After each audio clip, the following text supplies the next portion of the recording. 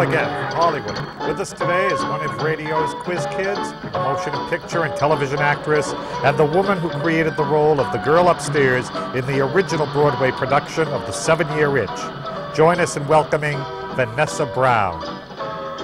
And now, here's your man of the half hour, Skip E Lowe. Vanessa Brown. Hi, Skip. Hi, quiz kid. The original quiz kid. I mean, come on. On radio? On radio. Now, Out of Chicago. in Chicago, Illinois? Well, I was in a play called Watch on the Rhine. Right. And they came backstage and they said to the general manager, who do you think would do best? Because Skip E Lowe had done it. Yes. And it turned out okay. The Tomorrow the World had played Chicago. Right. So they decided they might as well go with another child actor. You know? And there were 6 of us in the show. There was Ann Blythe, I understudied Ann, and there were 2 boys and 2 understudy boys. And the manager said that I would do the best, and so that's how I got on the show the first time. And I turned out okay, so they scored me. They scored you. Yeah. God. First, Vienna. Born in Vienna, Right. Paris, Yeah. came to America as a young girl. Yes. I had my 10th birthday in New York City. First show. First show was Watch on the Rhine. Was that the first? Yes. The very, very first. Well, no. Let's see. See, I went to a very nice junior high school, Joan of Arc Junior High School in 118, and out of that I was picked to be a young reviewer. And that was the junior board of the National Board of Review of Motion Pictures. And we got to meet people like Walt Disney, who would come in to talk to us. You know, I was so amazed. Here's Walt Disney, and he's coming to talk to 11-year-olds.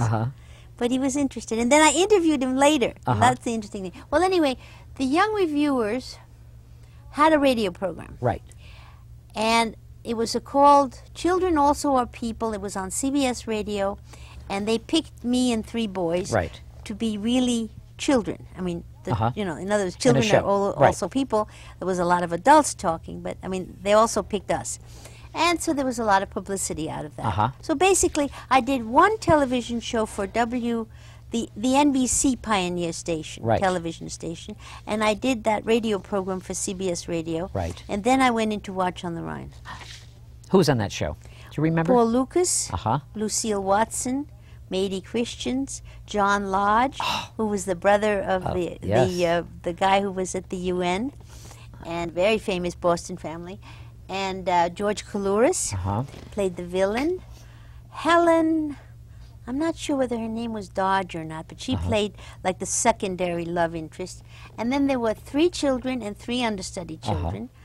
And we had a wonderful stage manager named Felix Jacovis. And Herman Shumlin produced and directed the show. It was a play written by Lillian Hellman. It won the Pulitzer Prize. Really? It was great, yes. Yeah, and we did 2 tours, 2 national tours. Then you came to Hollywood. Yes. Yes? David O. Selznick saw a performance in New York, and because my agent was Paul Kohner, he had me take some stills. I think one of those we sent to you. Right. The headshots with the braid where it made me look like Bergman. Go ahead. Well, that was taken by Maureen. She was a photographer, and Kohner showed those to Selznick. And I guess either before or after David had seen the show, the 1 performance that I played in when Anne got sick. And he signed me, but it was a conditional thing. You'd have to come to Hollywood before the money started. But I had Quiz Kids to go back to, so my mother and I traveled to Chicago, and I did 2 Quiz Kids shows. Right. And they give you a $50 bond, and so that paid for the rest of the trip to California. And when I came out here, David O. Selznick paid me. In other words, when I got here.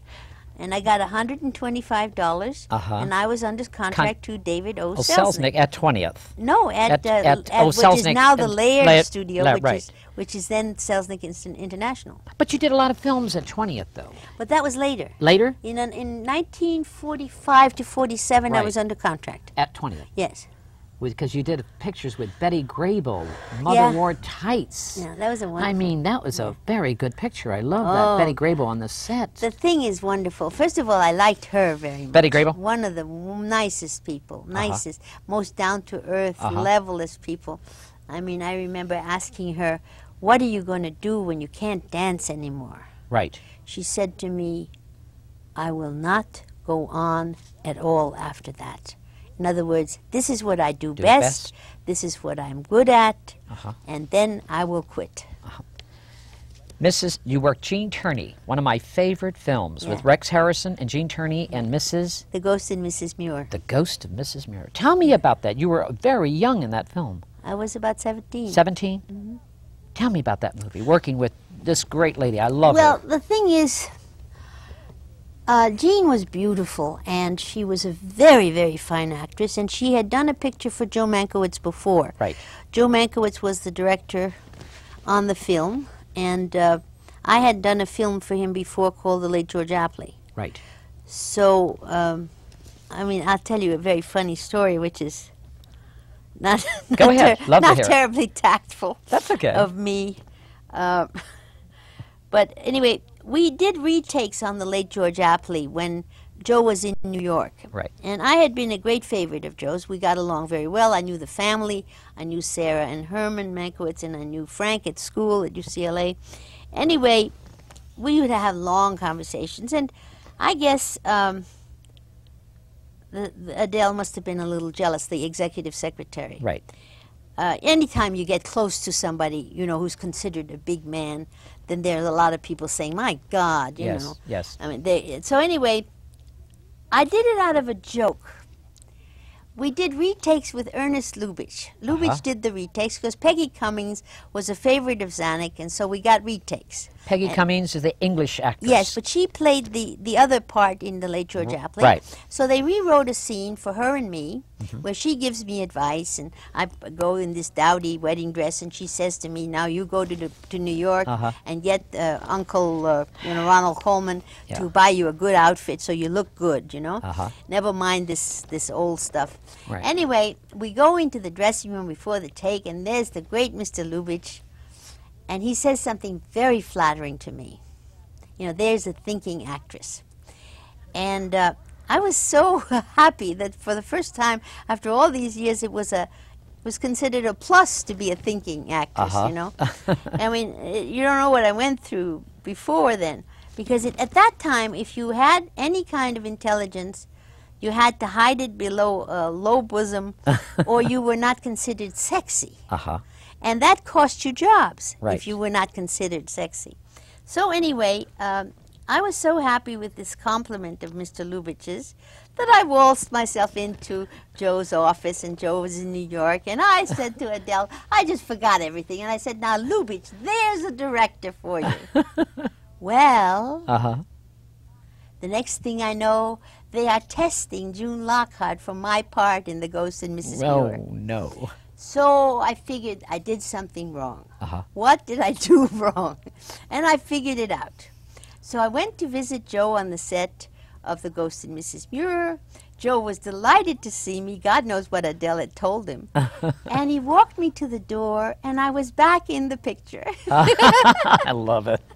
Isn't that awful? That's great. Isn't Lana awful? Turner, The Bad and the Beautiful. What a great movie. I only know stories about Lana. I did not work with her. I worked with Kirk Douglas, and I worked with Barry Sullivan. So you did your scenes with Kirk Douglas? Yes. In other words, the picture is more or less divided into three parts. Right. The way I got the film is interesting because it shows you the influence of television upon the movies.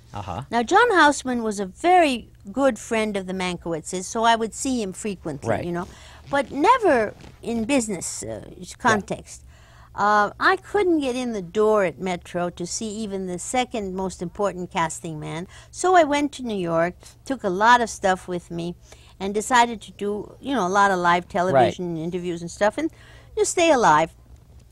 So I did the show of shows, the Max Liebman thing. Of course. Song and dance, you know, with Carl Reiner and Howie Morris. And the next day, my agent calls up, Houseman and Minnelli want you. Is this sufficient money? I mean, I not only didn't have to go through the office, you know, but they were asking me if it was sufficient money. So I said, it's sufficient money. I have only one problem. I have too much luggage with me, and it'll be too expensive to go, you know, now they were wanting me to go back first class. Right. And I had come in tourist. And I thought maybe of packing everything up and sending it parcel post. So I had this friend of mine at in the marketing department at Metro, very nice friend, and I called him up and I said, Dan, do you know a cheap way to send stuff across the country? And he said, let's go back on this one, Vanessa. Let me hear this one again. And he said, don't be ridiculous. After what they did to you, we'll hire 2 front seats and we'll get all your junk back. I love it. Voice of the radio. I mean, let's face it. Voice of America. Voice of America. Yeah, that was the best thing. That voice, really... You know, your voice has been over that radio constantly. Voice of America. Tell me about that. I used to have a sheep ranger in Australia write me regularly. Could I have had a chance to visit him? Right. I didn't. You didn't follow up on that. You didn't follow up. No. However, the Voice of America, I was practically the bureau chief here from 62 to 82. Right. Just about. I mean, the Munich desk came in, Ed Gordon, and took over, and then they opened up the formal office. So in effect, it ran out of my house for a long time. But Murrow hired me, Edward R. Murrow, and I outlasted Murrow, Carl Rowan, and Mr. Chancellor. And I did some wonderful work, and we're using that as a basis for What Do You Want to Be Tomorrow. We're using those audio tapes. Vanessa, looking back over your career, I mean, when you were a child, you even wanted to be a journalist ever since. Not an actress, but a journalist. I think I was much more oriented towards political history, and because of my father's influence on me. Oh, really? Well, he taught me from the age of 3 on. I mean, he had come from Russia in 1917. His mother had given him a boat, and the revolution was on, and she said, go, my son. And he took this canoe, and he went down the river, and the border there was open. Right. So he walked across 4 countries, and he got to Vienna, and eventually met my mother in Vienna. So what I'm saying to you is I'm really a product of the historical forces that were happening in 1928 when I was born.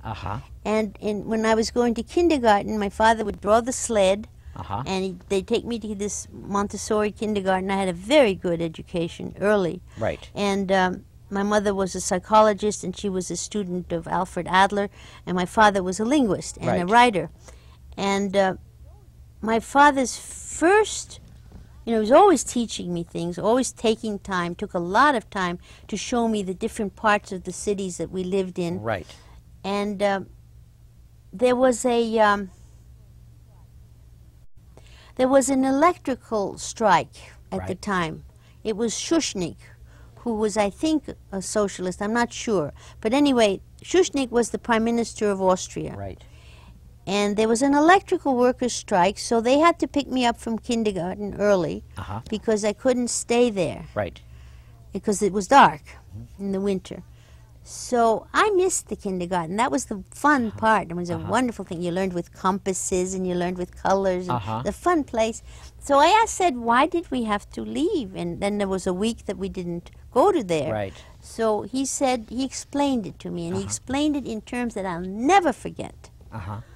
And he said, because we later on, when we went back, there were bullet holes in the bathrooms. Right. You know, this was in a workers' low-income housing development, and the bells were hanging like this. There'd been a shootout. Right. So that's why the kindergarten was closed. So he explained in terms that I remember to this day and that I understood, and it was like my biggest lesson. He said, if the railroad workers had stuck with the electrical workers, the government would not have been able to bring troops in on the railroads and shoot up the electrical workers.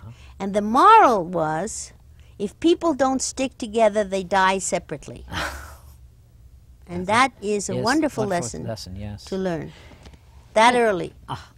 Vanessa, I mean, you came to Hollywood, you became a wonderful actress. A thinking actress, let's say, a thinking actress, right? Yeah. But look at this picture. I got to show my audience. Look. Wagon Train. What? Is this from Wagon Train? Wagon Train, NBC, I think. NBC? What is this from?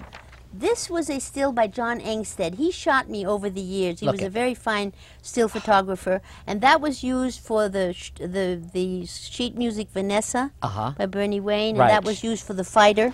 Remember The Fighter? Yes, of course, The Fighter. There, you are on Life magazine on the cover. Look at Vanessa Brown. That was during the 7-year itch days, and that's Philippe Holtzman is the photographer.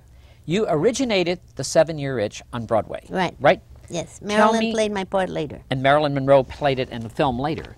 Tell me about on Broadway, The 7-Year Itch. What kind of reaction was that show on Broadway at that time? That's we had a huge hit. In other words, when we were playing New Haven, Tommy Ewell said to me, "Sweetie, we have a hit." I said, "How do you know?" He says, "I know." And then, you know, I was it for, the girl was it, and I was it for 2 years. Sir. Vanessa Brown, this is my favorite picture. This Really? is Vanessa Brown, like I think of Vanessa Brown. Really? That was Warner Why? Brothers. Yes, but Second why? contract. Why do I think of Vanessa Brown in this know. picture than any other picture? I don't know. Where is this from? It's just, That was taken at the Warner Brothers still photography, but the jacket my mother made. I mean, it's a hand-sewn jacket. this is the thinking actress, I know. Oh, this is beautiful, Vanessa. This is Oleg Cassini gown, and it's an Engstead picture. It was shot approximately 1950. Where is it really? Yeah. Enjoyed doing those movies those days because you're such a Yes. bright lady. I mean, you know, Yes. you've had such great education. You know. Well, I mean, one thing doesn't hurt another. Do you I mean, the thing that was hard is quiz girl. that if you had to eat, Yes. that means you had to work frequently.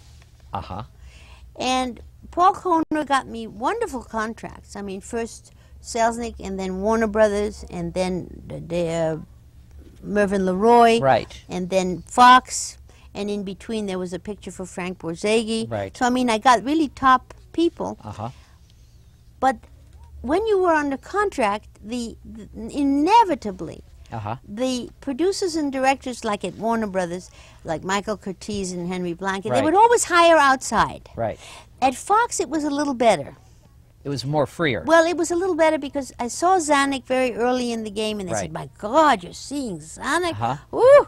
And Zanuck promised to make a big star out of me. Well, the next thing they put me into a bit in Margie, what Henry With King Jeannie was Crane. Henry King was the Yes, director. Henry King, the director. So I shouldn't complain, you know what I Right, mean? In right. other words, they were, and they groomed you. I mean, they groomed you. First of all, you had the publicity department working overtime to make your name Right. a commodity. Right.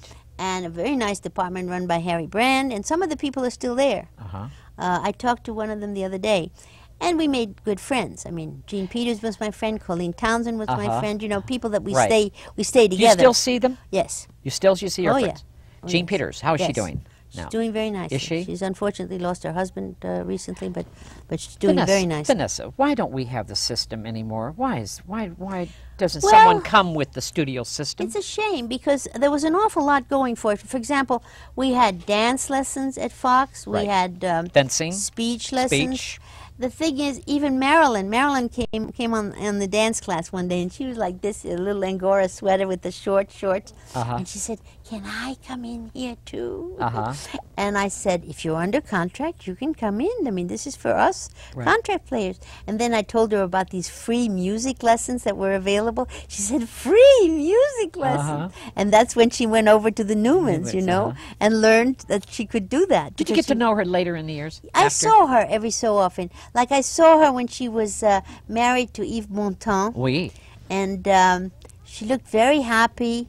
And I said, "You look very happy." And she said, "So do you." Was she just carefree little girl? Well, like, at that point, she was happy. I tried to go see her mother once. You did? They wouldn't let me. They wouldn't Why let me would see her. Vanessa Brown would like to do that? Why did you do that? I just wanted to find out more about Marilyn's background. Really? I was interested in. I've always been interested in the people that I worked with, and I felt sorry for Marilyn because she was going from man to man. She really was? Well, I mean, marrying them even. I mean, Yeah. I don't know anything illicit. And then I thought her death was tragic, but Accident? I don't think she killed herself. You don't think she killed No. herself? I don't So think it was an accident? I think that the psychiatrist who treated her is guilty of murder. And I've Really? always thought so, and I called him up and told him that. You did? Yeah. And I went down to CBS and I went down to NBC because my girlfriend told me, "Go, help her, you know, get her a good obit at least." I The see. thing is, she did not kill herself. I wasn't there. Yes. Yeah. But I just don't think so. Marilyn was not a suicidal type. I see. What happened is she probably was so distressed she Yes. couldn't sleep. The housekeeper left, and she was alone. And she forgot how many pills she took. That's right, and maybe she took a sip of her drink. Yeah. You know, just to fall asleep. Yes, exactly. And she called up the last friend, and they'd say, well, listen, honey, I got to go to dinner. You know, my wife is, you know, whatever. And she had no one to talk to. Yeah. It's a lonely time to be. I mean, that was a very rough time. Yeah. And what I was bothered with is that she was talented, and she had a lot of ambition and a lot of energy, and I felt the studio was guilty of murder, too, because they used her. Yes. They made a lot of money. An awful lot of people made a lot of money. Well, that's what Hollywood's about, though. Well, I hate to see this, you know, Jimmy Dean and Marilyn, you know, now they're dead. Now they're being Everyone's worshipped. making money. Now they're being worshipped. Yeah. Why is that? Why is it? Because of money? Someone out there trying to make money on that? Well, obviously, somebody's selling the photographs, somebody's selling the books, somebody is spinning the yarns, you know. But it feeds on something that people need. People need heroes. People need beautiful people to look up to. People want to believe. Is that what you think Jimmy Dean's so powerful today, and Marilyn? They keep that name alive, and somebody's keeping it alive. I mean, there's obviously somebody that's interested in keeping it alive. I mean, the Presley thing didn't start by itself. Presley, yeah. I mean, there was a manager there who was interested. Right. And there are people that are benefiting from the sale of the records and the memorabilia and all of that. Yes. There's always some member of the family, like the Edward, the Tarzan people. Yes. Mr. Burroughs died broke. But now there is a Tarzana, and there is a whole foundation run by the nephew, and they have these conventions. I don't see Clark Gable so big today. But he was who one does of. he have? Mrs. Spreckles? Yeah. I mean, who does he have pushing him? Nobody pushes him. No pushes Clark Gable. Well, if no one pushes him, then he's forgotten. He was Mr. Movies, don't you think? Wonderful, wonderful actor. Wonderful. Stanley Kramer. I worked with him. Love him. Yes, you did a movie. Yeah, I did Bless the Beasts and the Children, and I interviewed him for The Voice of America, a great filmmaker. And I understand he has a daughter in the business. Right, I interviewed her. Yeah, Catherine. and I saw her singing. No, I didn't see her singing. I mean, I saw her on the lot or something. And she said that her father was preparing a new film. Right. Oh, really? So I didn't know that. I mean, I didn't know. I had been told that he was working on the Valenza story. You know, the Polish leader. Leader, yes, yes. But I hadn't heard anything lately, so I don't know what it is. I know they're back in town. They moved back from Seattle. Vanessa Brown, this picture. I mean, is this a fashion? That's Philippe Holtzman again, and he shot the cover, and that was the story on Stoles. On and Stoles? that is a funny story. Oh, really? Tell us the story. Well, love to hear it. You see, during the 7-year itch, I had already been inside the book for the show, and when you're the hit of the season, you get invited to the 2 big balls. Right. One is the March of Dimes at the Waldorf, and the other one is the April in Paris. I think it's also at the Waldorf. Anyway, big affairs. And at the March of Dimes show, I was given some text, you know, and I just thought it wasn't appropriate. And so the stage manager's running around, and I said, would you mind if I put this in my own words? And he said, no, honey, go ahead. You know, I mean, he couldn't be bothered. So, okay, so I had helped design this dress, this thing with on the Life cover, you know, with it was a red strapless, and my daughter's been wearing it. It's tight pants, and then Claire Potter, designer, added a 15-foot train, you know, that you drag. So I came out and I said, this little outfit, designed by Claire Potter, and that was the only designer that got a credit, you know, is designed specifically for washing dishes. Everybody roared. Then I said, let me show you how practical this is. You drape yourself in the doorway, and you say, a little more soap, honey. The hot water is to the left. And you straighten it out, and you say, you see how practical this is? And it doesn't even get dirty.